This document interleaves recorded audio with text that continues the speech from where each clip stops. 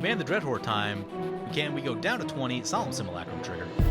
Today at Commander Replay, we take another look at Liesa Shroud of Dusk. Can our opponent's value deck survive our Liesa triggers? Find out next on Commander Replay.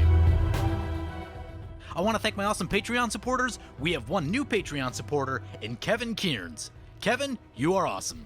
If you want to help support the channel and vote on which decks I play next, feel free to check out my Patreon at the link below. Well, welcome back, everyone. Playing some Liesa Shroud of Dusk today. Take a look at this opening hand. 4 lands. Oh, yeah, this looks pretty good. Let's go ahead and keep lots of ramp in this hand. Cabal, Resplendent Angel. I think this is going to be a pretty good time. Only thing we're missing is card draw. We have 2 companions in this game. This should be fun. So this is my build of Liesa. I've been tinkering with this a little bit. I played it on live stream a few weeks ago. I made a few more updates to it. Right now, I'm testing it out with no Soul Sisters. I'm not sure if that's the right way to go yet or not, but play the Air Mesa right here, crack it. But anyway, yeah, I'm testing it without the Soul Sisters right now. Don't know if that's the correct call. Maybe it should be, maybe it shouldn't. I guess we'll see. Not paying. Hey, and we'll pass like that. But I still feel like we have plenty of other life gain in the deck to trigger all of our Resplendent Angel type of cards that give us tokens when we hit stuff. I took out Divine Visitation. A lot of these things are already making angels anyway, or making things that are like generally relevant. As cool as Divine Visitation is, we aren't a devoted token deck necessarily, so pulled that one out. I don't know, this deck maybe could use like a Luminarch Ascension or something like that, just as something maybe a little bit later on to get yourself a lot of bodies, make sure you can block really well, or use them to finish up the game if necessary. But I would say Liesa's been one of the cards that I really, really like out of Commander Legends that I'm most surprised about. When I first looked at it, I wasn't necessarily expecting that I was going to like it, but it's really grown on me. I think it's just a really cool commander, and I've been really enjoying it. So definitely feeling Liesa. Let's bring it back to our turn. Mistveil Plains. We got a tap land. A little awkward right here. Maybe we just... Yeah, I guess we play the Mistveil right now. Going to 3 doesn't help us at all because that's two colored mana. So, yeah, I guess Mistveil Plains, that's not so bad then. Tap out and pass. Someone asked me, I think it was Jason, asked me, could you build a Weapons of War variant of Liesa? And you probably could. You lose a couple cool red cards. A lot of the cool free equip creatures are red. Oh, I don't like that one bit. Cleansing Wildfire on our Mistveil Plains. That's annoying. How's our black-white situation? We have a Fetid Heath, which should take care of a lot of things. Godless Shrine. What's our hand look like? That's double black. That's double white. I guess we just get a white. Oh, he needed the card draw. Yeah, he was just trying to cycle that and get rid of our Mistveil Plains. Mistveil Plains not hugely critical to this deck, but, you know, it's just a nice little thing to have. When you have a black deck, you do have tutors in the deck, so if there's something cool in your graveyard that you want to get back and you have the tutor in hand, you throw it to the bottom, then you go grab it with the tutor, and, you know, pretty cool way to do things. Won't come up all the time, but if you're in a pinch in the late game, it's something that you can do. But opponent has removed that option from us by blowing up the Mistveil Plains. But anyway, yeah, Jason asking me about the Weapons of War build of Liesa. That would certainly be cool to do. And I definitely think you could make it work. It's not going to be as aggressive as Aurelia, but the fact that everyone's just kind of losing life all at once because they're casting spells does mean that, like, you might not necessarily commander damage everyone out of the game, but you can just, like, you know, you get them down to 20 just from Liesa triggers, and then you just finish it up that way. So, could be pretty cool. I don't know that I'll necessarily have time to check it out, but if someone else wants to, be my guest. Let me know how it goes. I'm genuinely curious. Anyway, it brings it back to our turn. There's the Cabal Coffers. We drop the Ancient Tomb. Let's try the Smothering Tithe. Destroyer of games right here. I love Smothering Tithe, but it's also a card that just throws games completely out of whack, like especially early. Well, even late. As long as it sticks, as long as it stays in play, it can genuinely mess up a game. One of the worst things is if you mana vault into a Smothering Tithe on like turn 2. That's the type of thing that's like basically good game. Even for a casual deck, it'll just make so much mana that you're so far ahead of your opponents, and they can't do anything about it. Now, if they shoot it right on the spot, then sure, they can wiggle out of trouble, but if it just stays in play for a while, if you get 3 or more extra treasures, then you are off to the races. So, someone posted something on Twitter that got me thinking about something. Oh, it was, I think it was Tomer. He posted a poll, which was, if you're running a 5-color deck, is Smothering Tithe an auto-include? If you're trying to power up, I think yes. Smothering Tithe is the only oops, I win type of card in white, because it just allows you to make so much mana, where the other colors generally have a few of them at their disposal. Cyclonic Rift can lead you into an easy win. Crater Hoof, Torment of Hailfire, Insurrection, all that kind of stuff. Or, even something just like Heuristic Study, drawing too many cards, Greater Good, that type of stuff. Smothering Tithe is definitely in that vein where if it sticks, it's going to do wild stuff. So we're up to 2 treasures already. I do like that we have the Solemn Simulacrum as backup in our hand, because you never know when someone's going to shoot this thing. That's always a real concern, so... But yeah, as much as I like it, it's the type of thing that, like, if you're in a casual group, I'm actually considering, like, not running it more, because I know what it can do to a game. Especially if you or someone at the table is running wheels. But on the other hand, I like decks full of 8-drops, and it's really good for decks full of 8-drops, so it's a card that for me is like kind of polarizing now. It's really good, but I think it's a little bit too good. But it's also like, I just want to cast my big dumb creatures, and it helps me do that. So that's a thing that I'm wrestling with personally on the power level of Smothering Tithe, but, Anyway, it brings us back to our turn. We draw a Talisman, more ramp, so maybe we get all that ramp going. I don't think we're about to do that. Let's play the Cabal Coffers just in case. Actually, maybe we shouldn't have done that, because we only have 1 swamp. No Urborgs yet. Maybe that wasn't a great idea. Let's see. Hopefully this doesn't punish us too much. That's 3, 4, 5, 6, 7. Yeah, if we play the other land, we could have just went like Liesa Cabal. It's okay. I think we can make it work. I know what we'll do. We'll go Solemn Simulacrum, get a swamp, play Cabal. And this will get us some nice punishment, some nice life gain, get us a few nice things going. Maybe next turn, well, we'll see how many treasures we get. Someone may try to shoot this thing. Now that opponents have a little bit of mana themselves. Opponent did cast a Search for Tomorrow last turn. Missed that while I was talking. Anyway, like I said, really enjoying Liesa. I think it's a super cool card with lots of different things you can be doing with it. That's an Aggravated Assault for our opponent into the Cabal. Watch out for that one. That'll win some games. But with that, let's take a look at what our opponents are actually playing. So first up is Sean piloting Moraug, Fury of Akoum. Does have some haste in play, does have an Aggravated Assault in play. The second he finds creatures and Moraug, it will be an issue. Moraug is the type of card that's just like always threatening, even from the command zone. If they just have a couple decent creatures in play Moraug, drop some lands, and off to the races with extra combats. And you don't need a lot with extra combats. Like, 1 Sun Titan can do a lot with extra combats. Any 6/6... Oh man, imagine an Inferno Titan with extra combats. Yeah, extra combats are really good. Says a guy who plays commanders that are almost exclusively extra combats. Goreclaw in for our opponent. Interesting. Continuing on our opponents, we do have Mockfire piloting Imoti, Celebrant of Bounty. It's a new one out of Commander Legends. Has Cascade. It says, spells you cast with converted mana cost 6 or greater have Cascade. And it's partnered with, or companioned with, Keruga the Macro Sage. So everything in their deck has to be converted mana cost 3 or greater, other than lands. And when Keruga enters the battlefield, they can draw a card for each other permanent they control with mana 3 or greater. They did say this was a budget deck. I faced my buddy Austin from Commander 99 with a budget build of Imoti a few weeks ago, and it was incredibly strong. Like, Cascade is ridiculous, and the whole deck just cascades. Like, he cast most of his library. It was absolutely absurd. I was able to poke him down with Angel Damage before he was able to find the big finisher, but it was still very, very scary. It's the type of deck that, like, you really want a Rule of Law if someone's going on this plan, or some hate bear that's going to stop them from just casting everything in their deck. So, yeah. Anyway, with that, brings us back to our turn. There's a Caves of Koilos. Let's get the Fetid Heath into play, make sure our colors are good. Right here, how much mana do we have? We have 3, 4, 5, 6, 7, 8, 9. 9 mana. That means, I think, Talisman, Resplendent, and our Commander. So there's the Talisman, there's the Resplendent, and here's our Commander. Would like to find some card draw at some point, but at least we have a Command the Dreadhorde as a nice late game play, just to give us something to do. Let's start poking our opponents. We'll send the Solemn Simulacrum over to Champion Athun since they have open mana. Send the Cabal over to Sean since there's no open mana. And we will pass like that. Actually, well, go through combat first. So we've ramped really well in this game. You're not going to ramp like this every game you play with this deck. Now, you do want to run a lot of ramp. It is a 5-mana commander.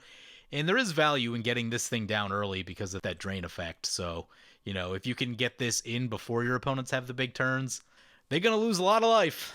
A lot of life. Right into the Blasphemous Act. Crushed. Well, probably going on the Command the Dreadhorde nice and early.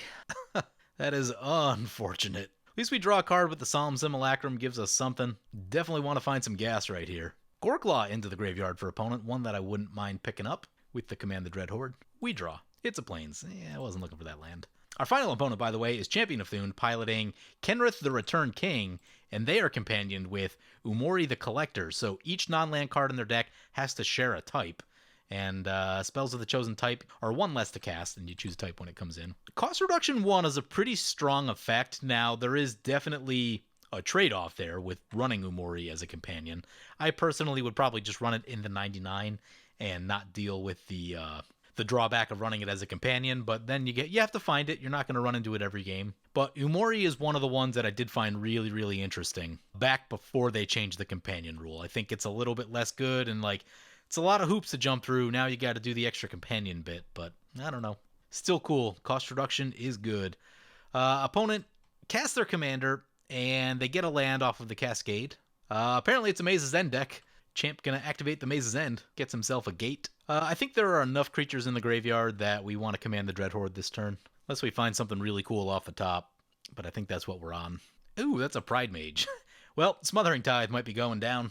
He may hold it though, because Aggravated Assault and Hammer, also very real cards. And at this point, we're running low on gas, so we'll see.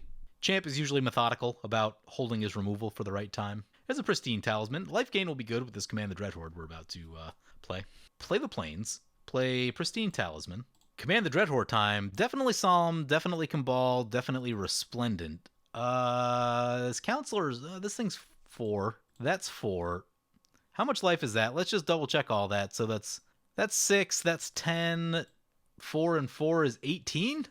Whew, that's gonna be some life. We're gonna need Cabal to stick and gain us some life back, because we're gonna feel this. We are gonna feel this. Try to avoid using the Ancient Tomb if we can. We go down to 20, Solemn Simulacrum trigger. Get a swamp. And pass like that. Oh, this will cost reduce actually.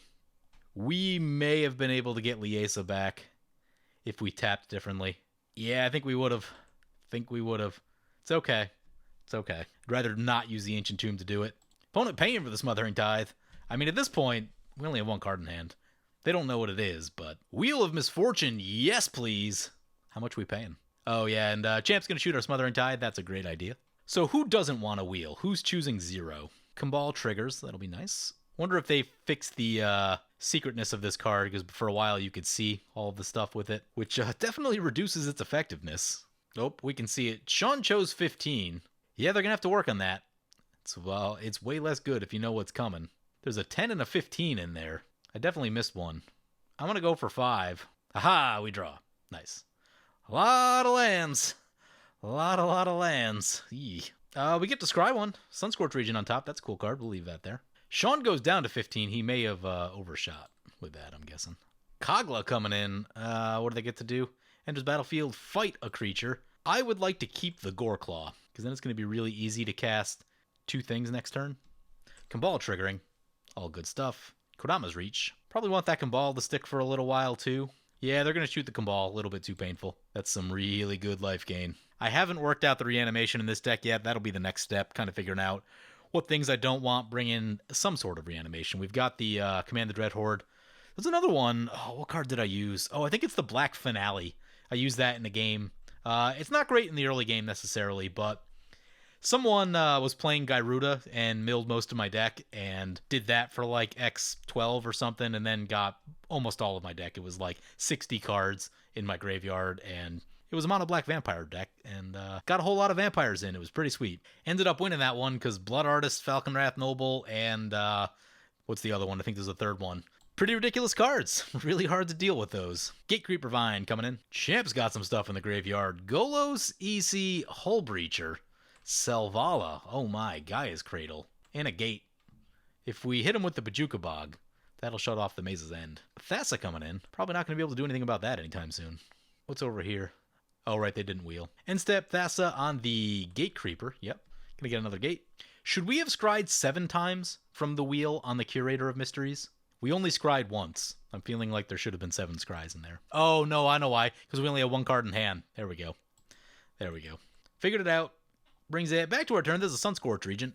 How much mana do we have? We have 3, 4, 5, 6, 7, 8, 9, 10, 11, 12. 13 if we go for a fetch and a scrubland. Oh, we still have the Goreclaw. Yeah, Goreclaw's going to be helpful. Okay, let's do that. Let's get the Flooded Strand, crack the Flooded Strand, get Scrubland. Do need a lot of white mana, though. Although I guess I'd still help for Divinity of Pride. Cabal Coffers, use the Ancient Tomb, get 4 black mana. Although, I don't know what did I say, 13? That's going to be 3. That's going to be 3. So 6, 6. No, that'll be 6 total. And then plus 5 is 11. 12? Yeah, I think we do have enough for all this, as long as we don't run out of white mana. Cast Divinity of Pride. Cast Sunscorched Regent. 1, 2, 3, 4, 5, 6 mana left. Cast Land Tax. And cast Liesa. Goreclaw is a crazy magic card, because that's what's allowing this to happen. Need double white. Oh, and we still have a little bit left over. Oh my, that was good. Let's go to combat. Maybe we'll leave Solemn back. It's a pretty good blocker. Send that into Sean. Actually, send this into Mock. That into Mock. That into Sean. And the others can't attack. Goreclaw trigger. One gets trample. Gets a little bigger. I think you went a little too much on the wheel. 15 is a lot. I think anywhere you start getting up around 10 or 12, I don't think too many people are going to contest you up there. Down to 10 he goes. Mock down to 30. Opponent's trying to play catch up to what we're doing. But we have 4 lands left, so, another board wipe and we are out of gas. Gauntlet of Might, gonna trigger Liesa and Sunscorched Regent. Auto both of those. Here comes Moraug, Liesa, and Sunscorched trigger. Back up to 22. It's a 7-7 with haste. Just a few more points of life to go to get this Divinity of Pride back online. Hopefully, no board wipes. Sphinx of Uthun, real magic card. Gonna Cascade, some triggers. Cascade is a cast also, so that will also trigger Liesa. Into a Green Warden of Marasa. Solid. Nothing too nasty, I don't think, in their graveyard. More Liesa, more Sunscorch. What's Lay Claim do? Don't be a steal. Enchant permanent. You control enchanted permanent. That one is a little nasty. So I imagine they get that one back. Inscription of Insight. Liesa, Sunscorch. Return up to 2 target creatures to their owner's hand. That's going to be... What are they going? Liesa and Sunscorched Regent. At least we got to 25 life for Divinity. But opponent losing a lot of their own life into the Liesa, so... Keeping Liesa in play for the Cascade deck, gonna be a really good idea. They're getting back that Lay Claim, which I do not love. And now they've got a flying blocker, which does slow down our onslaught, but Goreclaw can have trample, so that's helpful. Opponent's getting their Sphinx of Uthun triggers. Going 4-1. They want the land or the creature? Nope, going 3-1. Well, now I think you just go for the creature. No, they went for the lands. Wow. Wow. Kogla going on the attack into the Moraug opponent. Kogla trigger. What do they want to destroy? Destroys the Aggravated Assault. Does Sean block or does he just give it up? He's going to block. Takes down the Kogla. That's huge. Kogla only got one of our things, and that's pretty good. I can live with that. Mock probably... Next turn, I think they're going to have a really big turn. Makes me a little bit nervous about recasting Sunscorched Regent. Honestly, I'd like to just be able to take him out, but I don't think we have the push to do it. Maybe some combination of, like, pump the Resplendent Angel, everything gets a little bigger with Goreclaw, send everything, and then get Liesa in, and their life is really low, and that's kind of a headache for them. I guess we don't have to kill them so much as just if we get them really low, then Liesa makes it hard for them to cast spells, because with the Cascade, they will be casting a lot of spells, and a lot of things will die. Champ puts Umori into hand. Umori into play. Let's see what the chosen type is. Creature? Yeah, it's creature. Muldrifter.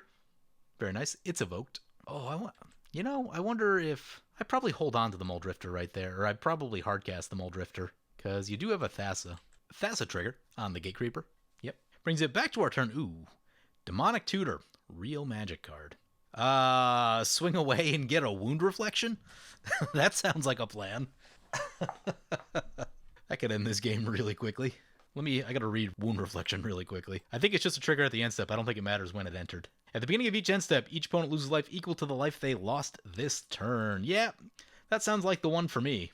I know we can go over something more value-based, but that sounds nasty. A Goreclaw over to Sean would take him out. Yeah, let's do that. Go to combat. Resplendent, Curator, Goreclaw over to Sean, the big thing over to Mock. Oh, are we doing that? How much is that?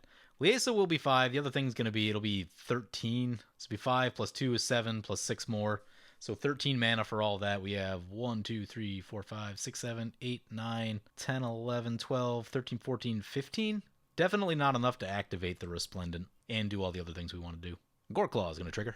Oh, you know what, though? Liesa is going to be cost reduced. Sean Scoops. Yep. Going to block the big one, but the big one has trample. That'd be better off blocking... Well, I guess it is what it is, but...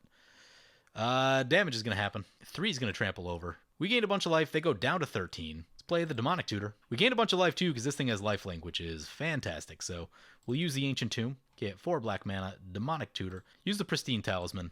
Demonic Tutor. Get Wound Reflection. Cast Wound Reflection. Cast Liesa. I'm going to hold back the Sunscorch Regent just because board wipes are a thing. And play the Bojuka Bog. Exile Champ's Graveyard. Shut off the Maze's End combo. Pass like that. Resplendent Angel and Wound Reflection trigger. We get an Angel. Oh, Mock survived. They survived at 2. That's not helpful with Liesa on the battlefield for them. And we get a 4/4 Flying Vigilant Angel.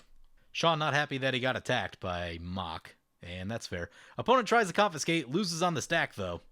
And, yep, down they go. Liesa, that life loss. That life loss so good. Wound Reflection, also another insane card. One that I don't run that much personally, but I've run into it over the years, and it's really crazy if I'm playing Aurelia, because then, like, you know, you're now doubling Aurelia's damage in a way that, like, it's not another combat, it's not double strike, so it's not redundant with all of the other damage doubling that you tend to get out of an Aurelia deck, because double strike is redundant. Combats aren't necessarily. Double damage obviously stacks, but double strike is the one that you only need it once, and obviously doesn't help you anymore after that. So Wound Reflection, another way to keep doubling the damage. Super, super nasty. We lose the Goreclaw because opponent died. Kodama of the East Tree coming in. Dockside Extortion is coming in. Well, if they want to cast a lot of spells, they're going to lose a lot of life. They're up to 4 life loss already. It's going to trigger a Kodama a whole bunch of times. Or is it just non-tokens? So they can empty out their lands, I think. Yeah, they get like 6 triggers. Now they have enough mana where we need to worry about Rift. That's not ideal. Would we exile? Hopefully a Rift. Ew, that's a Magus of the Candelabra. Did not exile a Rift. He's sacking treasures. Here's Kogla coming into play. What does he want to fight? Kodama trigger. Gonna fight the Resplendent Angel. Interesting. At that point, yeah, I was starting to think about, like, double pump it and swing away. Does this thing have reach? No reach. Ooh, opponent can fight something else, though, when it blinks. Ew. It's not great. They get a Tatiova in, also. They are nearly infinite. They return to human. I didn't see who it was. What's he go for? Probably blinks the, Kogla. Fights something else. He's gonna lose a bunch of life to the Wound Reflection. Goes down to 26. Hey, this is gonna be a problem. We need removal. Fights the Angel. Interesting. Gets Bramble Sovereign into play. Oh, yeah, he's really close. Anointed Procession. Oop, forgot to take that one out. That's not what we wanted. We might have lethal in the air if he can't do anything. Try it. Send him. Oh, it's got reach. Gross. Well, this thing's still gonna hit big. Back to the command zone. Get Ameria into play. Cast Sunscorch. Bramble Sovereign trigger. Recast Liesa. Liesa coming in. Do we need an Anointed Procession for any reason? I don't know. He could have like a Beast Within or something. I don't know. I guess we run it down there. Maybe it might mess him up too. I mean, he'll probably shoot the Wound Reflection. Ooh, we're not going to get the Wound Reflection on his turn. Crap, because of the Kogla. Yep. Okay. He's down to 10, so we can't cast 5 spells and he's dead. Tatiova, Kodama, yeah, that's like, oh god, that's so bad.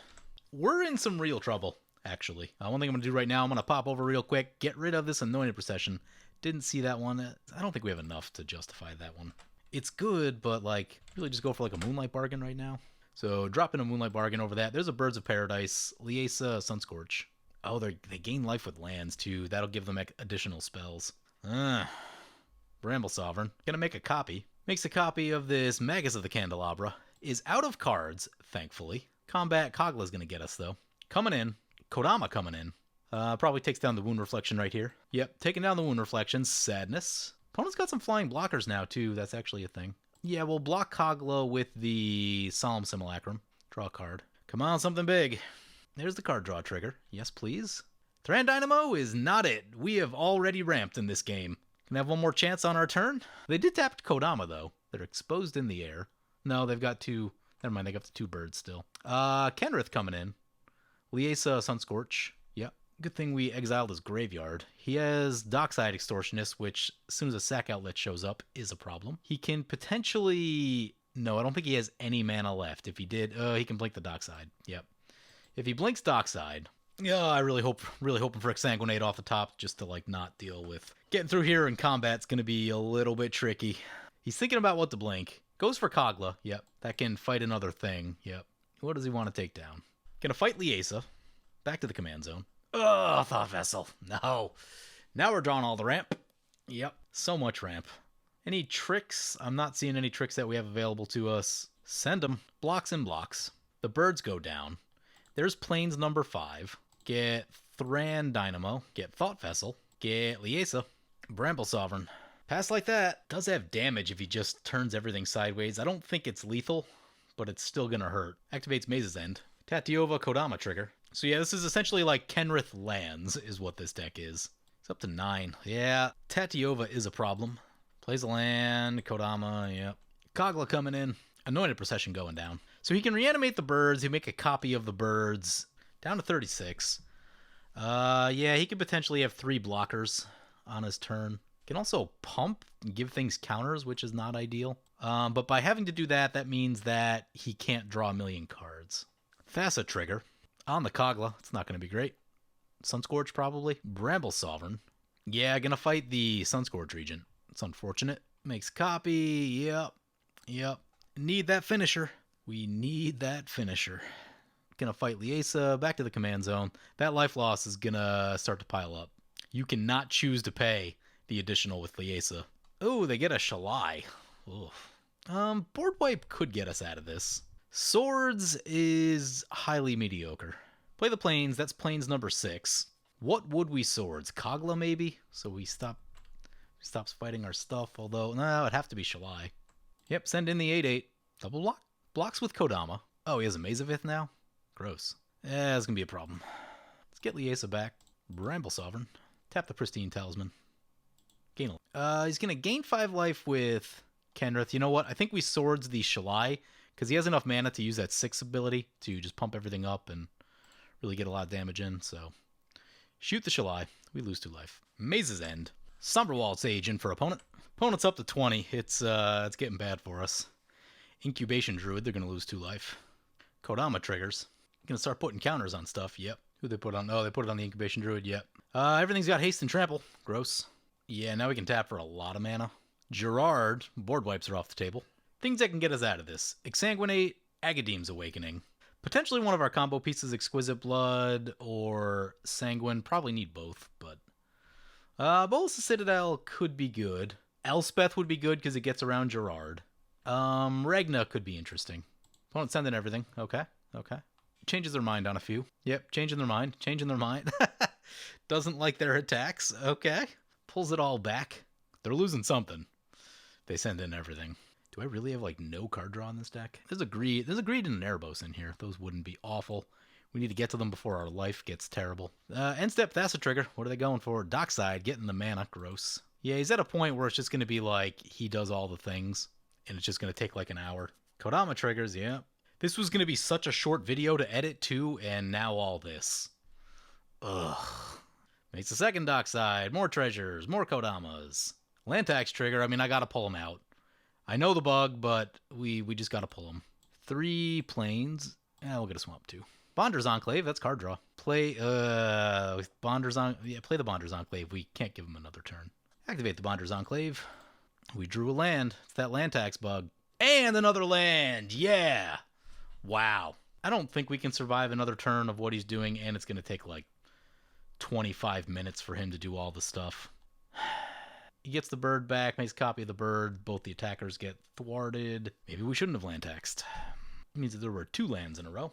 Yeah, pass the turn. He says, tap us down with Thassa and swing. Yeah, that's good enough for me. Next card? Come on, show us the next card. It's not going to show us the next card. That's annoying. Yep, land tax bug. Always draw land after. So, big thing, we need more card draw. We ramped really well and just couldn't draw cards.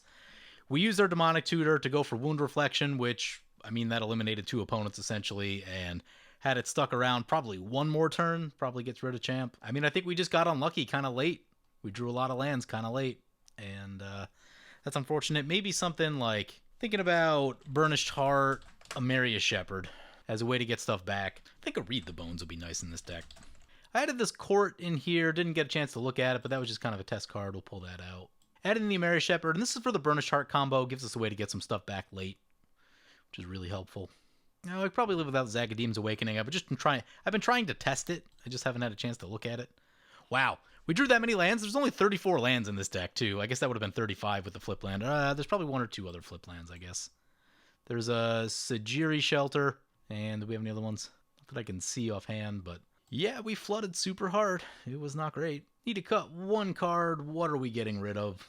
I mean, we could probably get rid of Pristine Talisman. I don't know what we gain, maybe 4 life with Pristine Talisman. It's fine, you can certainly run it, but it's not the best ramp option, it's not the best life gain option. It does a little of both, but it doesn't blow you away in either of those categories, so I think we can live without it.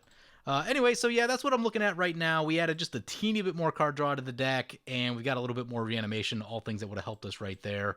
Also, like actually, Torment of Hellfire, depending on when we drew it. At certain points, before they had too many things in play, would have been helpful, but after a certain point, would have just been they had so many things out that it doesn't really matter. What about Debt to the Debt list? You can certainly add that one if you want to. That one's probably better than Exsanguinate. You can certainly add more of those if you want to. If you add all of them, I'd probably add like a Black Market or something. Maybe another board wipe or 2 and have that big mana. But yeah, I mean, we played really well. We dominated through most of the game. It wasn't until Champ was able to get online, and we were kind of stumbling just a bit toward the end there. We just needed card draw. We didn't draw more cards, and then we got stuck with lands right at the end, and that stuff will kill you. So anyway, hope you guys enjoyed the video. As always, feel free to comment, like, or subscribe. Thank you for watching. Hey guys, next time you purchase cards, if you want to support me and my LGS, be sure to check out MothershipATX.com and use the promo code REPLAY to save 15% on your next order. And if you can't find what you're looking for, you can use the TCG affiliate player link. All links are in the description below.